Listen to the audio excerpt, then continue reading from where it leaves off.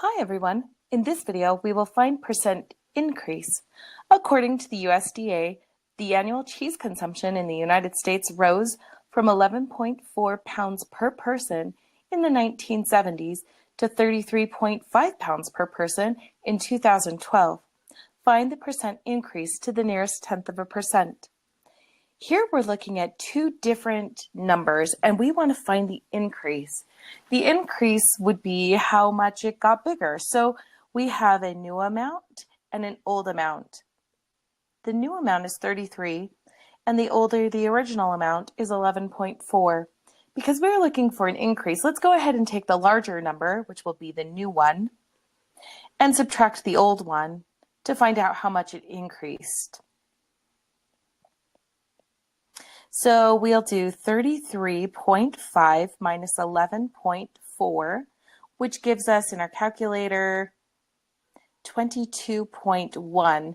That's 22.1 pounds per person increase. Now we want to find a percent. So the first thing we want to do is find a phrase that will help us to work this out and translate it. So we're looking for what percent. So that helps us.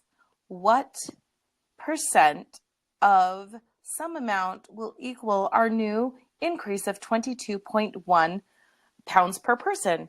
So what do we put in this of spot? The percent of the new number doesn't make sense because it hasn't increased, but the old amount has increased. So we're looking at what percent of the old or the original amount has increased to give us the 22.1. Now we can translate this. What, meaning that I need a variable here for the unknown, P, of translates to multiply. The old amount is 11.4 and is means equals 22.1. There we go. Now we just need to solve for our variable by dividing both sides by 11.4 to negate it and to keep the equal sign balanced. 11.4 divided by 11.4 is 1. 1 times P is P, or you can just say that it cancels and we're left with P. 22.1 divided by 11.4 in my calculator is 1.9386, and we can stop there.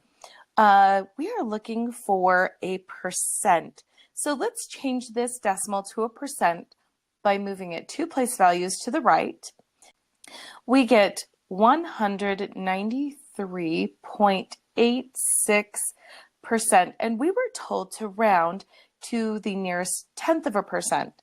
So the place value for tenths is here. We look 1 place value to the right. 6 is larger than 5, so we round up to 193.9%, and we're all done. Now, to verify that we wrote our phrase correctly, let's go ahead and just kind of interpret what we found. If we were to increase something by 100%, it doubles the amount. And we went from 11.4 to 33.5. Since this is almost 200%, that would be not doubling, but tripling.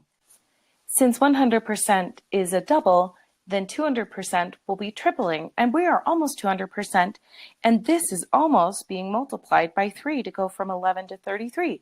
So we did interpret and make our phrase correct of what percent of the old amount is the increase to give us 22.1.